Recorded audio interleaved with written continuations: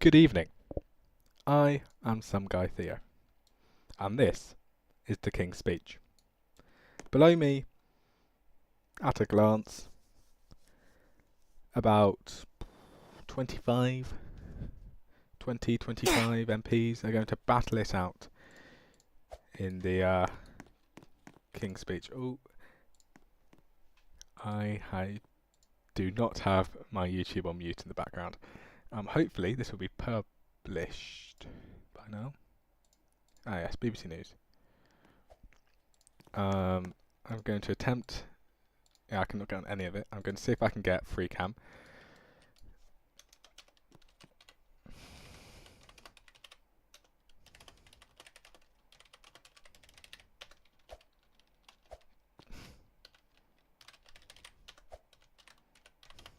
Speedy's going to try and say something weird to me.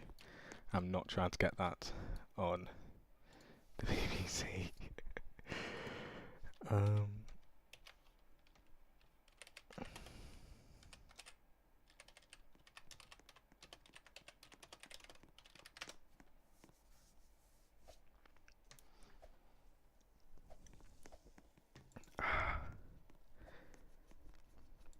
so this King's Speech, I'm going to unmute the undeafen the Commons chat in just a minute, but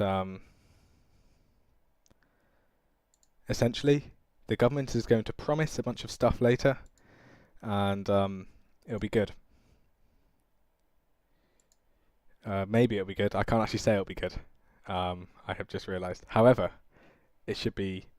This is what they'll do for the rest of the term, and I'm told it's not the longest King's Speech ever, but we will see. Let's hope it can at least pass Parliament. Currently, it's not looking overly good for the government. That's what 7-6, 10 on the opposition side. It is 10 for 10 currently. The King's Speech might not pass at this current moment. It really depends how much the opposition can filibuster. It is now tipped against the government. It is tipped against. I am joining VC right now. So this is the Commons.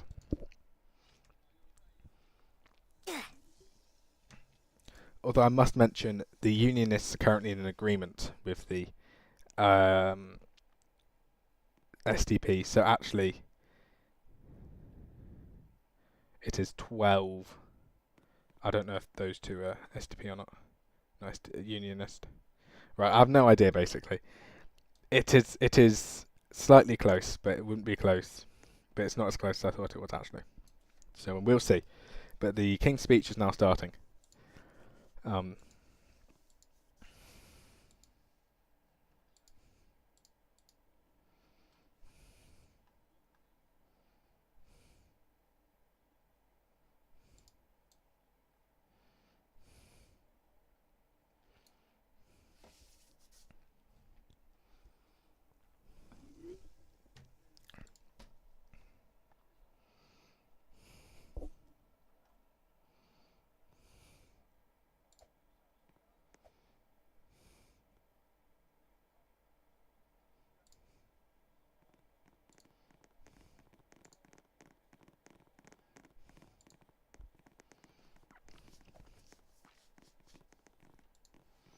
I'm going to see if I can get free cam, but I'm not.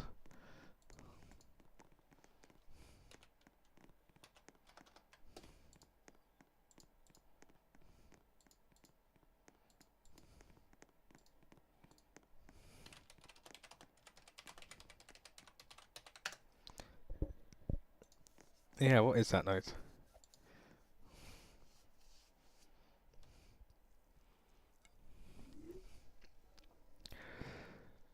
I'm currently sipping Iron Brew, but if this gets really boring, I do have a Thatcher's next to me.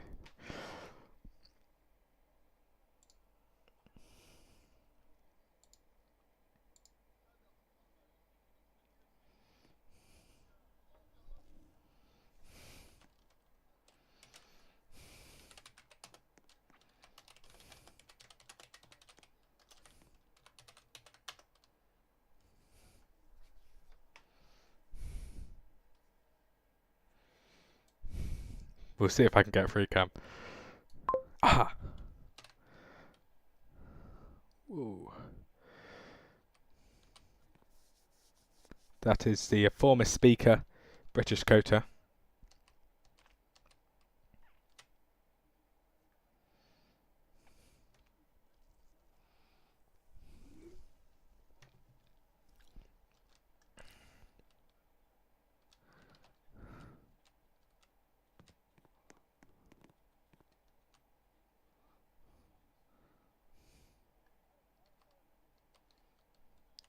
So the SDP front bench, full of doppelgangers, clearly.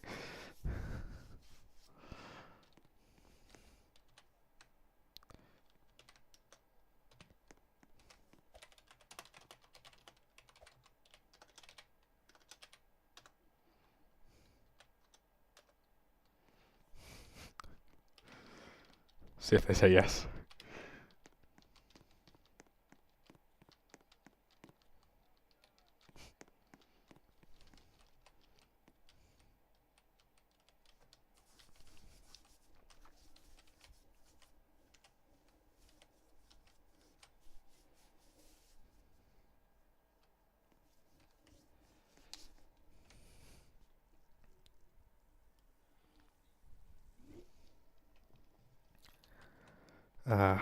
Where is the black rod off to?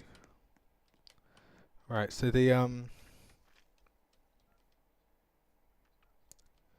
shall we go see the Lords, because the comments are just being a bit weird, aren't they? Sat there having a chat. It's probably all going down to the Lords.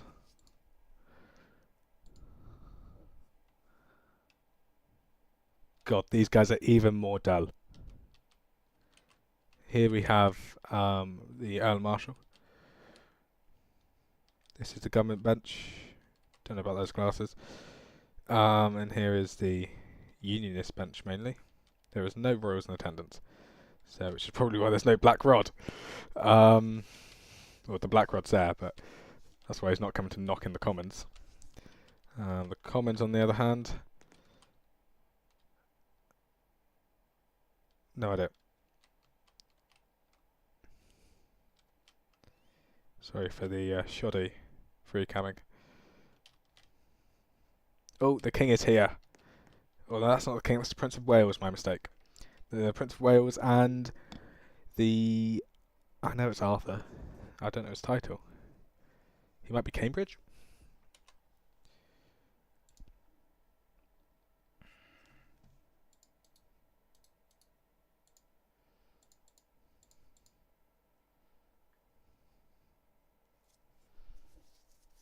His title is nowhere to be found.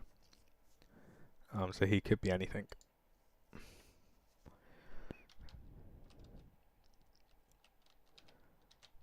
So here we have the Lord Chamberlain here. Still nothing's going on. Shall we go back to the Commons, VC? Now for the Lord Wimbledon is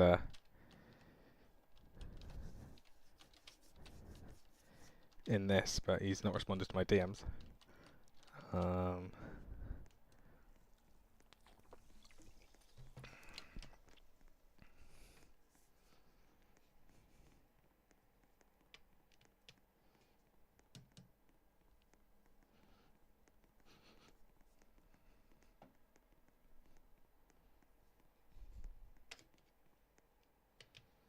Oh.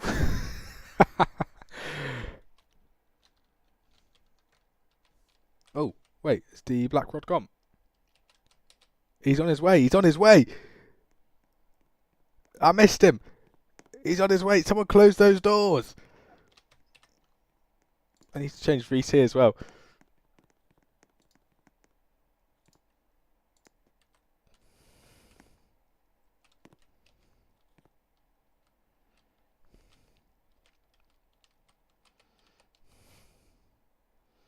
That would be Spider.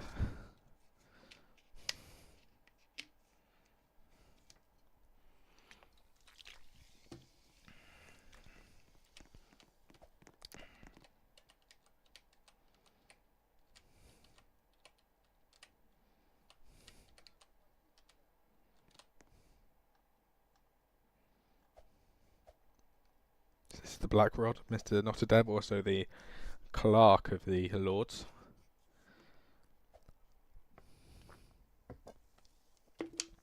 Oh.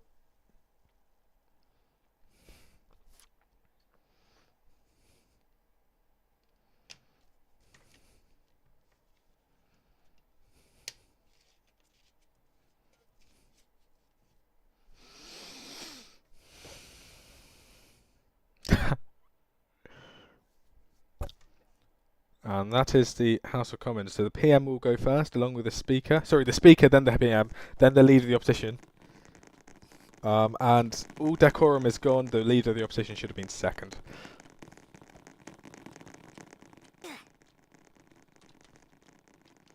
And everyone should be behind the Black Rock.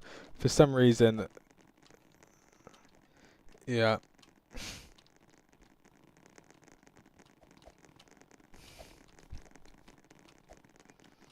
They should really be behind the Speaker here. I don't quite know what's going on.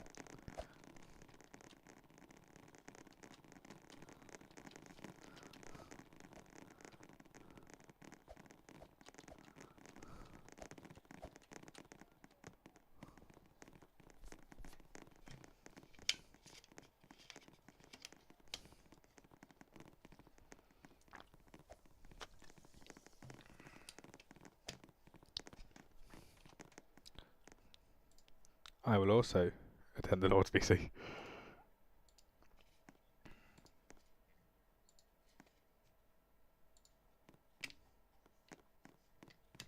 So the vote is back this time.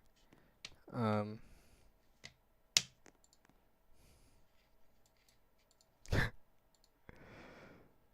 Lord's having a...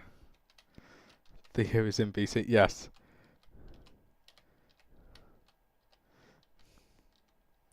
Yes, I am Baldy. Thank you for the recognition. That's not Baldy though, is it? That's Eli. That's Baldy. They both look very similar.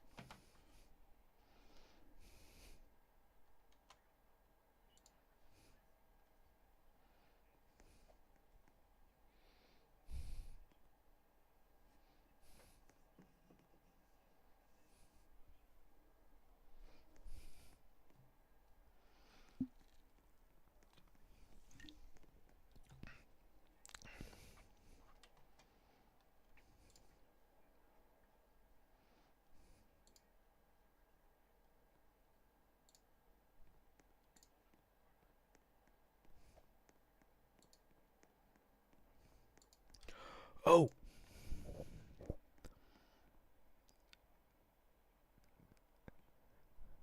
My apologies, everyone. My government will also revise the Communications Act 2003 in order to properly outline where Ofcom's powers stand in accordance with how the main server functions. As well as this, my government will be prioritising the facilitation of the revival of the British Broadcasting Corporation. Following the ascension of a new chairman, it is hoped that this new leadership will provide the opportunity to bring the BBC into a new golden era of broadcasting. With the introduction of a weekly news broadcast, such as Newsnight, revival of Parliament Live, and the broadcasting of sporting events, which my government also helps also helps to bring back to the forefront of Britain's culture sector. Hey, that's me. My government will seek to open up the path to reform and progress within the courts via amendments to the Prosecution of Offences Act in order to define the superintendence of the Attorney General over the Crown Prosecution Service and other relevant bodies. My government will begin shifting its focus for the British Armed Forces to long-term goals, while short-term is able to begin discussing of a new out-of-the-box ideas to drive recruitment at a time where it usually experiences a sharp decline. My government will continue to crack down on any loopholes found within the standing orders of the House of Commons and to continue to roadblockify where needed. My government will also seek to finally open the Backbench Business Committee, as the backbench caucuses across the House of Commons have grown significantly in the past week. My lords and members of the House of Commons, other measures will be laid before you. I pray that the blessing of Almighty God may rest upon your councils.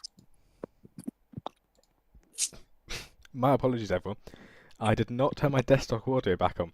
I turned it off earlier for something else. So, for the first part of that speech, you did not hear it.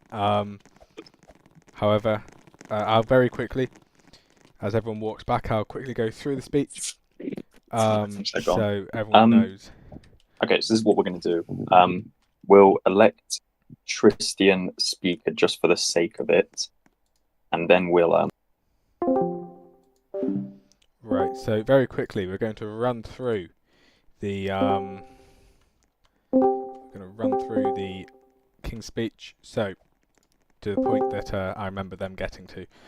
So over the course of the next 2 months, my government will set its primary objective to be to restore the confidence and stability of governance that this country has missed for so long. With public confidence in Metropolitan Police at an all-time low, my government will be working with the leadership within the Met to ensure speedy and effective recovery of the force in order to ensure that all officers are ready to combat new reorganisation of the organised crime hub. The arrival of the OCH represents a unique opportunity for the Metropolitan Police to find renewed purpose and for new recruits to find a sense of duty in combating crime on London, which my government will seek to ensure will drive in-game activity and engagement within the overall group. Following talks with the development team, we'll also be setting out to begin a full revival of both the London Ambulance Service and the London Fire Brigade, of a major overhaul update for both services, all of which combined will seek to ensure all three key services are back up and running within the coming weeks. My government will ensure Britain's place on the world stage once again becomes prominent through the rejuvenation of the Commonwealth of Nations and forging of individual military and diplomatic alliances between us and the nations that share core values of Britain. My government will continue its new path of reaching out to Britain's entrepreneurs in order to gauge opinion as to what they would like to see change. This will be done via the means of personal meetings, surveys, direct communications and Treasury staff, in order to promote activity and highlight ongoing events within the private sector. My government will request the creation of media channel dedicated to the private sector in order to allow business to post in a similar fashion to news outlets. My government will revise the Communications Act 2003 in order to properly outline where Ofcom's powers in accordance with how the main server functions. That's about it. Let's go back to the chat. The message was incredibly clear. The people want stability, transparency, competence, and most importantly, sick of you. And most importantly, trust restored to the heart of government. And today, assuming this great speech is passed, that want for the restoration of normalcy will be realised and an era of change will begin. You don't have to scream it. I know it's good, but you don't have to scream it. Now, Mr. Speaker, in the Home Office, we're setting out to bring back all agencies to their full potential. With a new commissioner for the Met expected in the coming days, we'll work with the new leadership to build that effective plan that was mentioned to combat the new OCH. We're going to be working with the LAS and LFB with that confirmation that they will be getting a major overhaul to make sure that they can get back on track. What we are being offered by the development team is a great chance to give our emergency services a refreshed sense of purpose, and as such we hope for a new wave of applicants in the coming weeks. Mr. Speaker, on the world stage, the building of global Britain starts now, with my honourable friends, the members for Glasgow and Liverpool, having already conducted a multitude of meetings within a single day, which is a feat we haven't seen made by other ministries. Mr. Speaker, this government will finally be both committing to the Trident Pact and utilising our role as a permanent member of the Security Council as well to make Britain's voice heard. We'll be seeing a full revival of the diplomatic service, which I and the Foreign Office have already spoken directly to the head of the diplomatic service about. And most importantly, Mr. Speaker, the Commonwealth, an institution I've prioritised over all others in my career here in BUK. I'm glad to say both my opinion and commitment to that remains unwavering. This government will be working directly with the Commonwealth Secretariat to get that long-awaited summit at Windsor completed, as well as the relevant internal elections. We'll also seek to reach out to all appropriate allies abroad who share our values to incentivise them to join the Commonwealth so we can get that full revival. Mr. Speaker, moving on to the Treasury. Following a survey which was conducted by my honourable friend, the Chancellor of the Exchequer, it became very clear that the number one issue faced by business leaders was the lack of publicity. And it was clear there that we need to utilise our work with the admin team to get a channel opened up for businesses to start posting, which will be likely Business Feed, which they said they are reviewing. Business leaders who responded to the survey also said that they do want to see companies such as the CBI go into cooperation with the government to unite them around a common purpose and to drive activity, which we will be reaching out to the relevant ownership, despite what many people on the opposite bench have claimed over the past few days about nationalisation, taking over and getting too involved. No. We're going to make sure that their rights are maintained and that the business can still go where it wants. But we'll make it clear, if you want to get conferences going, we're going to help you in that, okay? We want to unite business leaders and want to get it active. Yeah. Now, I will say, I appreciate the fact this is a long-winded speech, so trust me, this will be done soon, but I really want to make this clear. So continuing on in more of a brief manner, we hope to see a full resurgence of BBC activity, which begins today with the streaming of this very sitting. Hello, everyone who's watching abroad and at home in Lego terms. And I'd like to thank all the staff involved for helping bring it back to a stable place, as I've seen internally. As for the Ministry of Justice and the courts, as mentioned, we're going to be looking at amendments to the Prosecution of Offences Act, because it's incredibly clear that there are blatant issues of there not being enough leeway for governments to look into the state of the relevant bodies, such as the CPS, which for too long, in tandem with a lack of communication from certain individuals, has hindered progress within the courts. Now, finally, the armed forces. This government will be seeking to promote what the armed forces has to offer in a more colourful manner in comparison to boring recruitment posts, which, while starting small, is one hopeful step in the direction of a boost in recruitment. Mr. Speaker, just wrapping up. Tonight, stood in the galleries are a multitude of people, ranging from ordinary Brits to foreign diplomats who have come to see the effectiveness of Britain's democracy in full swing. What I am at least assuming they haven't come to see is another British government crack under the pressure of scandal, incompetence, and downright corruption and stupidity. And whilst it may not be the SDP caught up in a scandal this time, tonight I wish to invite all sides of the House to come together just for once, in the face of a party now 10 seats ahead in first, not facing any scandal, no control by one specific friend group, and instead of having a realistic plan to get Britain back on its feet, to come together and to vote aye on this King's Speech. No matter your party line, now is not the time to be pushed back or to further push division, which only leads to more toxicity within the political sector, which right now, trust in, is at an all-time low. Mr. Speaker, and to all the members of this House, the world is watching. Vote wisely. Leader of the opposition, please. Thank you, Mr. Speaker. Now, before I start saying anything, I would just like to congratulate you on your election as Speaker. You were great Deputy Speaker last term, and I think it's pretty obvious that you'll be a great Speaker this term and beyond. Now, first of all, I actually agree with the Prime Minister on one thing. We should come together just for this one session at least, because after all, this is the opening of Parliament. We're not voting on anything. We should just get together. We're not voting. You're voting on the King's Speech, mate. Actually get to work, both on the government side and on the opposition side. First of all, I'm pretty sure this will be my first and early session as leader of the opposition, as many of you know, I'm resigning. I would just like to take a moment to wish the best of luck to my successor, whoever that may be. Well, there are 2 candidates running. I wish the best of luck to both of them.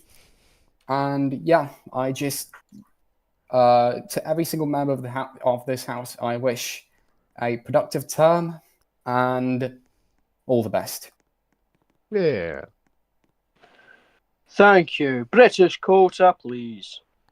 Thank you very much, Mr. Speaker.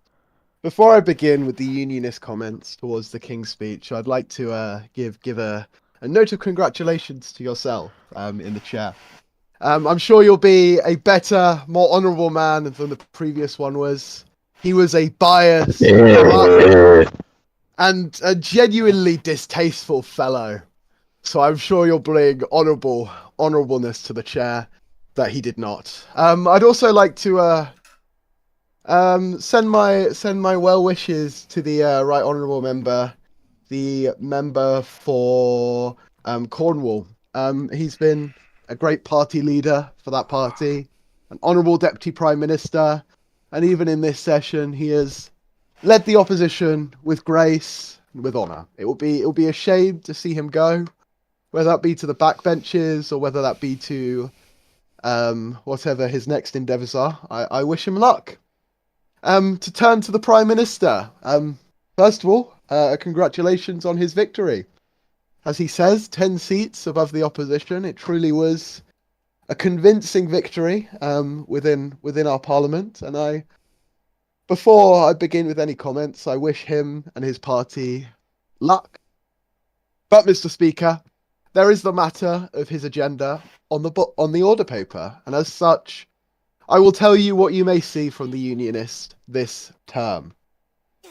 We are not a party who will oppose needlessly. We're happy to help prop up a government that is willing to help the British people. And as such, we see many good things from this King's speech. And I will be able to tell the House that the Unionists are happy to vote for it. We're happy to see new leadership in the Metropolitan Police. We are concerned that the same mistakes may be made, as would happen under any government. But I'm sure these are easily avoidable, and the Home Secretary and his team will move to try and make sure that this doesn't happen again. We're happy to see the Communications Act and really agree with the change and hope that it's done well. What we don't want to see is a Soviet-style state censorship body, but I'm sure, as the Prime Minister addressed in his speech, this is something that won't happen. We're in strong support of the CPS reform, especially via amendments to the Prosecution of Offences Act. But we'd also like to see the government go further on judicial reform. And we're in strong support about everything the government is saying about the economy. It's important that we embody the average citizen of Britain. We need to bring them up and not keep them down. Hand up rather than hand out. This is incredibly important. We're happy to hear about the Commonwealth. The Commonwealth is dead, and this is something the government has immediately identified. We'd like to hear particularly about Bermuda and what the government's plans around that state is. And again, the BBC, we're happy to hear about the reforms, but I mean, myself, and I'm sure my the members behind me would also like to hear a little bit more about the plans for the BBC, what the chairman might be planning to do, and what might be planning to happen with that. Also, the armed forces. The armed forces is something that the Unionists hold close to their hearts, and we think there is potential with the government's legislative plan. But we'd like to hear a tiny little bit more about what's going on, what's going to happen, and how it's going to be.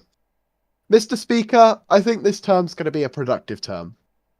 One that brings about great change, that it is going to benefit the British people. But this will only happen if the Prime Minister works with the opposition. And I'm sure this is something the Prime Minister will endeavour to do. He is an honourable man, and a man who holds one thing above all else: the British people, how their lives go, and how to make their lives easier. Thank you. Prime Minister, please. I mean, I didn't stand because I forgot to, but yeah, thanks. You could read my mind. Well, I'd like to thank both the leader of the opposition and the representative of the Unionist Party here for their statements and, well, for their wish of good luck. I'll also mention in regards to the Lotto's tenure, bit disappointing to see him pushed out by the man who's literally holding his left hand, but nonetheless, the world turns in mysterious ways.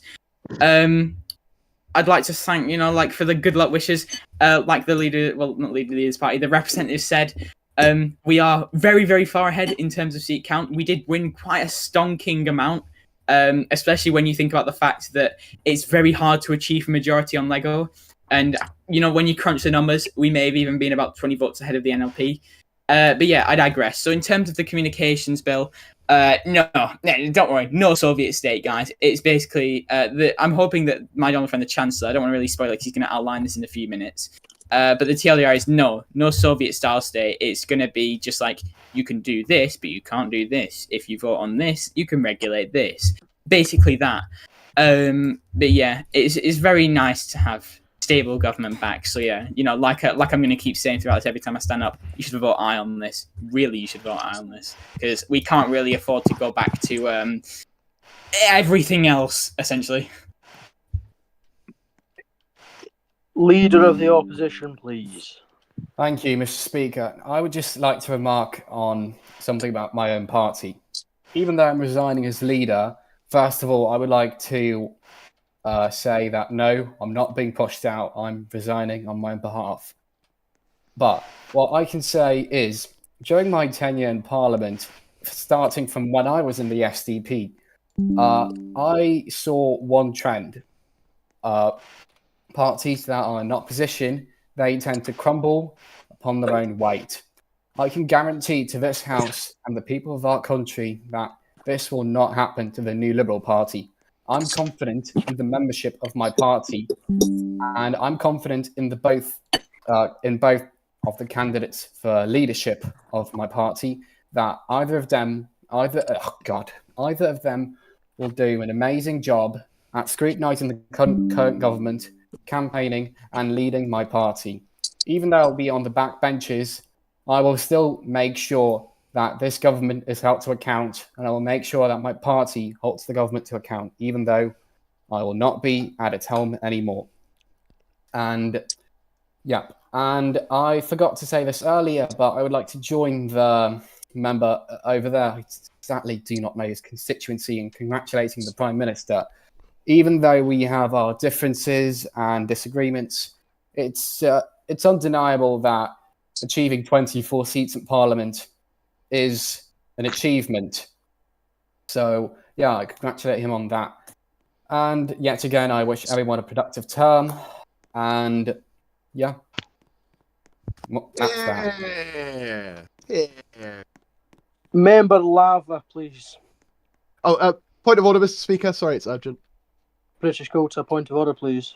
I do apologise. It seems that sorry, he literally just got added to the spreadsheet, but I don't think the Right Honourable Member for Hertfordshire has done his oath yet, and was added to the the spreadsheet halfway through this session. So I do not believe he can sit, but I may be incorrect. Can the he is wrong. Clerk to get in? I did my oath at 8:23. Better late than never. It was Mr. Speaker. Sorry, go on. Mr. Speaker, there are around 3 members, including more because of the miscommunication with the clerk. With the clerks, I think it will be really appropriate to make an exception for Unity Party to sit, even though they took oath after the session started. Even though we have took them all now, it is evident, so I'm pretty sure. I hope you will understand that and to make an exception. Thank you. What the hell are you on, Jay? I will make an exception just for today for the member to sit. Make sure that the oath is done next time. Can we take again Lava Incus, please? Thank you, Mr. Speaker. Before I start on my speech, I'd first like to join the Member of Parliament from Manchester on sending my heartfelt wishes of recovery to His Majesty. I think we all hope to see him back on his feet, ruling the country with his amazing might. Secondly, I'd like to congratulate you, Mr. Speaker, on your election.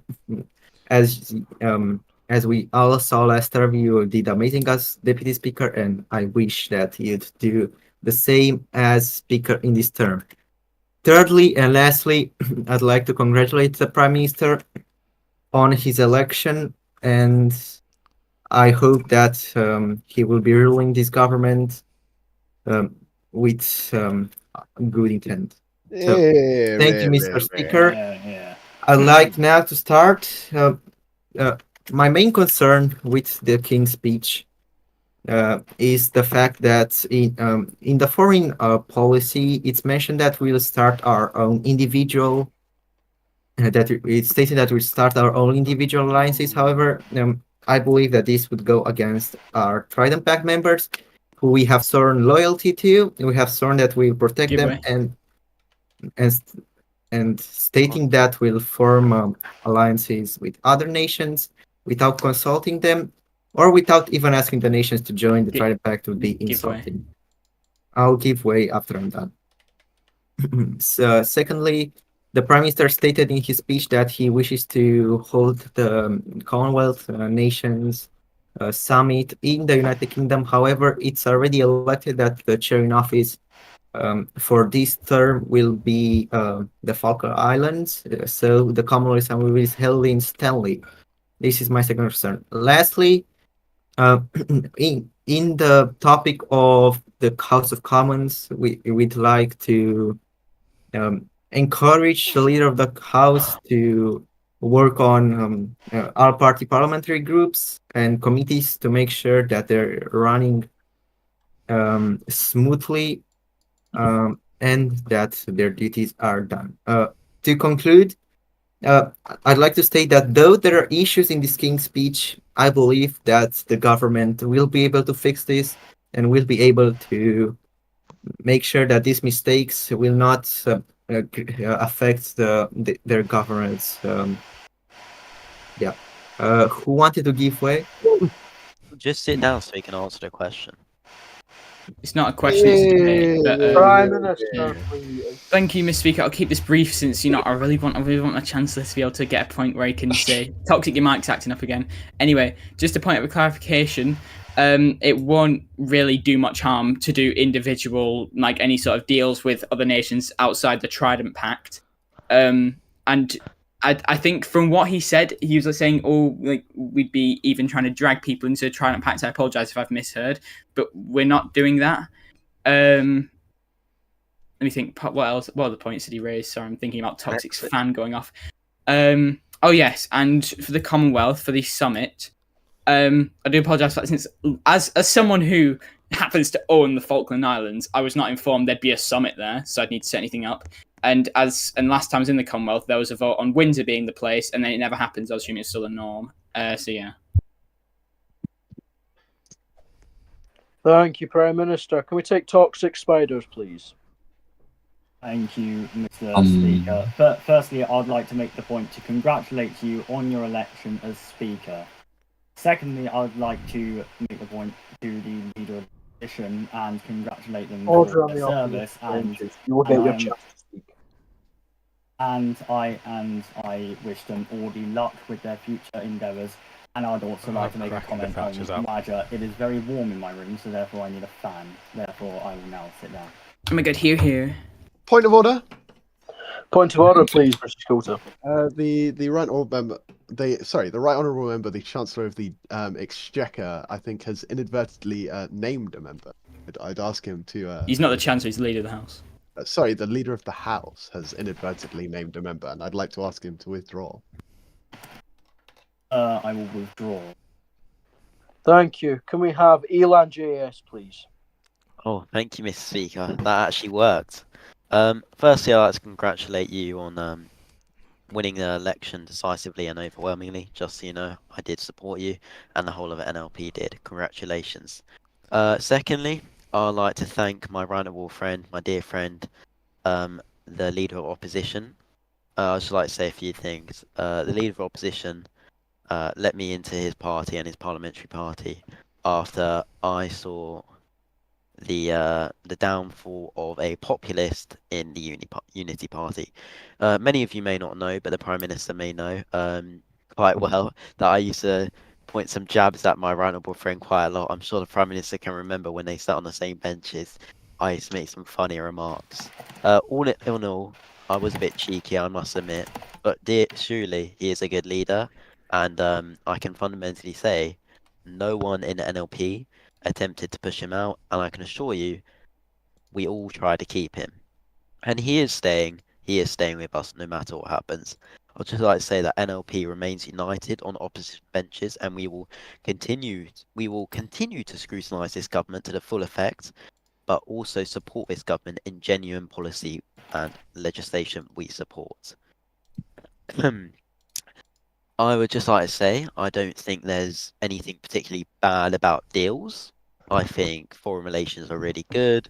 And as someone who's been engaged in various foreign relations in previous governments in getting us to the UN, and a strong advocate of the no vote of joining the European Union, I think there is a lots of potential for these deals. And the fact we're not in the European Union has allowed this new government to make these fabulous new deals. Although I'd say that we should remain committed to the Trident Pact. I believe that was everything, and thank you very much. Chancellor of the Exchequer, please. Finally, Mr. Speaker, first and foremost, I'd like to wish the Member of Parliament for Cornwall sitting right across me good luck in all of his future adventures, and I look forward to seeing him in the House. In regards to what my honourable friend, the Prime Minister, said regarding the Treasury and the private sector earlier, this government is truly offering a diversion from our predecessors in the fact that we are actually going to start listening to what the private sector has to say. We are addressing their concerns and hearing their opinions. We've already reached out requesting a business feed channel which will give active contributing members of the private sector a chance to get their news and what they're up to about to the public, which I say will improve and prove more effective than a channel crammed with recruitment ads, which is impossible to follow. As well as this, we will be reaching out to the CBI in the coming days. We hope this will provide a beginning of a new era of activity and cooperation within the private sector. Outside of that, a simple yet clear new vision of the communications bill is being introduced, and that should seek to solve the questions which occasionally arise to Ofcom powers. Whilst more detail will be laid out as this term continues, the future for once for this Treasury is prosperous, with progress finally being made. Thank you, and vote aye, and I give way. Thank you, my right honourable friend, Chancellor. Mr. Speaker, I'd just like to say that overwhelmingly, the British public voted for two left-wing parties. I think the most important thing is that we protect consumers, Mr. Speaker, and protect employees from the greed of corporations, Mr. Speaker. I believe that needs to be at the forefront of everything we do in this Parliament, and I hope that the two left-wing parties that have overwhelmingly won will protect workers and will protect the working class. We are two parties that should unite under this and fight for the working class, Mr. Speaker, and I believe fundamentally in the NLP I'll be pushing that, and I find it absolutely disgraceful that the member over there is yawning at this when he is quite literally a member of the SDP. As a former member of SDP, I find it disgraceful. As a member of the NLP, I find it even more heinous, Mr. Speaker. The leader of the opposition, well, it's only one more day left, or however many more sessions he's got, me and him and everyone else on these benches continue to fight for the working people, and I really do hope that the SDP do as well, and I truly do hope that the Prime Minister supports this. Thank you. Member Henry Wiggle, please. Thank you. Am I unmuted? Oh, thank you, Mr. Speaker. It's good to be back after a small break, and it's good to see so many new members. And Order on the government benches. Be quiet. Let the man speak. Order. I'm just thinking of the toss pot. Anyway, can we ask Member Pound Zeno to please withdraw that term used, please? Yeah, silly guy. Anyway, it's good to see so many new faces here, and it's sad to see Yobotop, who I've called a communist and a Marxist and a hard left scoundrel so many times, go. I'm sure he's a lovely bloke. Anyway, I wasn't here for the speech. I was busy, but I've been given a little bit of a rundown on what went on, and I just find it concerning that nothing has been mentioned about the National Crime Agency, considering how active and how quite big it is. I mean, if I were to go in London, you do see quite a few NCA give way to the PM. Yeah, when I was writing this, I was thinking, do I include the NCA? And then I was also looking at the NCA group chat, and I was like, I'm sure they won't mind it. They're doing fine. Yeah. In regards to NCA, I was also thinking, I'll get a chance to bring it up here. So the long and short on them is, because MI5 isn't coming back, thanks to the former Attorney General, I believe, who submitted the bill, they do have the legal leeway to basically take up the duties that MI5 once had. So they're now our lovely de facto domestic intelligence people. How nice, guys. Oh yeah, that's it. Yeah, that was a giveaway. Yeah, thanks for telling me about that, because I was a bit concerned. Yeah, that's all I've got to say. See you later. Motion to vote. Second. The question is put to this House that we vote on, that we move to vote. Oh my God, I cannot speak. The question is put to the House that we vote on the King's Speech. All those in favour say aye. Aye. Guys, this is a vote to vote. Aye. Vote now. Aye. Aye. The ayes have it. The ayes have it. The question is put to this House that we vote on the King's Speech. All those in favour of the King's Speech say aye. On the contrary, no. Aye. Not bad. Division is not needed. It's very clear. The ayes have it. The ayes have it. Get here. That is a pretty distinctive aye there. Not clapping. Okay. Right. Motion The debate to has adjourn. been completed. Order. I'm still speaking. The debate has been completed. There's nothing left on the order paper. So I'm now going to adjourn. Order. This House is now adjourned. Right, press briefing in 14 minutes. Let's go. I need to get on London fast. Get Rasp on there. Get that save zone set up. Well done, everyone. Smashing them up. Thank you to the LP. I'd like to thank my idols. I'd like to thank LeBron, Mr. Bean, and also Malcolm Tucker. Oh my God, thank you. Okay, goodbye. This is the BBC. We will be live streaming the election, the press conference shortly, but this will be done because I've got to rename it.